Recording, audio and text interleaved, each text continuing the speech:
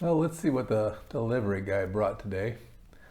I happen to remember what this one is, yeah, but if you look at the package, all you know is it's an XCX0206A A11-65-B-09, and it was made, I guess, constructed on 2023-06-10.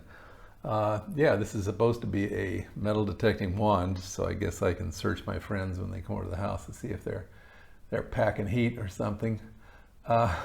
Doesn't look too complex. Of course, there's no instructions because real nerds don't need instructions, right?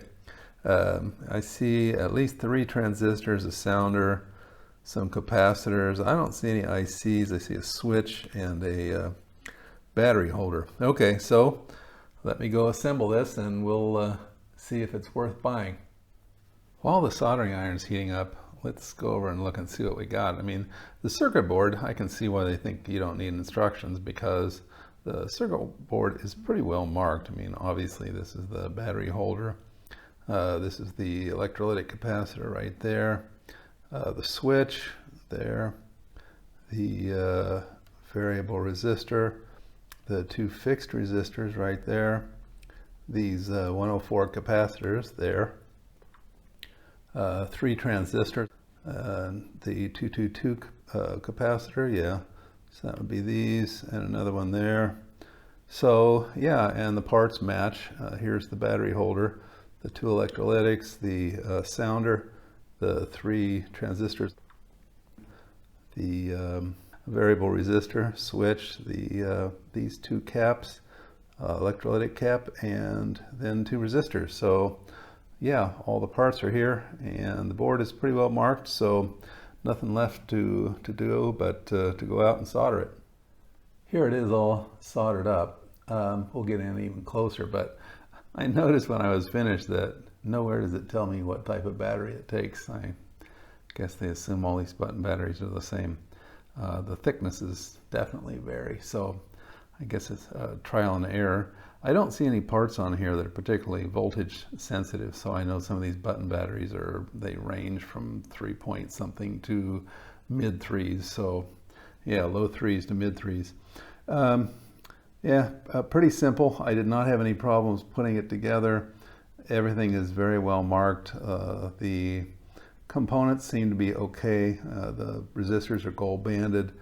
It's hard to tell with the other components if they have any quality. Switch has a pretty good feel to it, and the board itself is an epoxy coated pre-tin board, so had no trouble soldering. Okay, let's jump down and take a really close look and see what's going on with the circuit part of this. Here we can see the battery holder. That's a good landmark. And then we have the electrolytic capacitor, and again you can see down there it's well marked. The switch on, off, and the resistor, it's covered up now, but it was marked on the board underneath. The resistor and the values are both underneath there, and the capacitors, the 3 transistors, and then the 2 capacitors here, the sounder, and yeah, overall that's pretty much it. Let's flip it over and inspect the soldering job. Let's start over here near the coil, and yeah, okay, good. These are the transistors, the 3 sets of transistors. Those all look good. Going across there, I don't see any.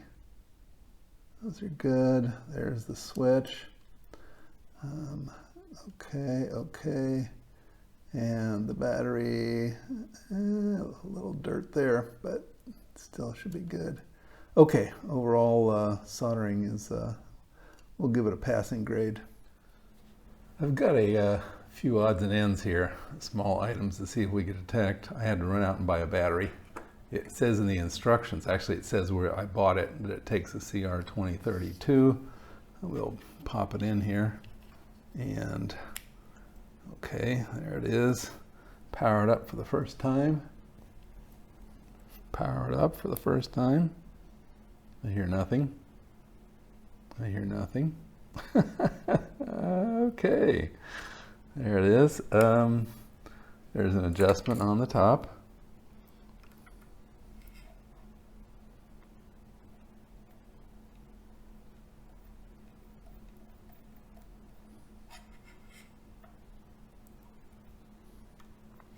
And yeah, wow, I will have to go and check things.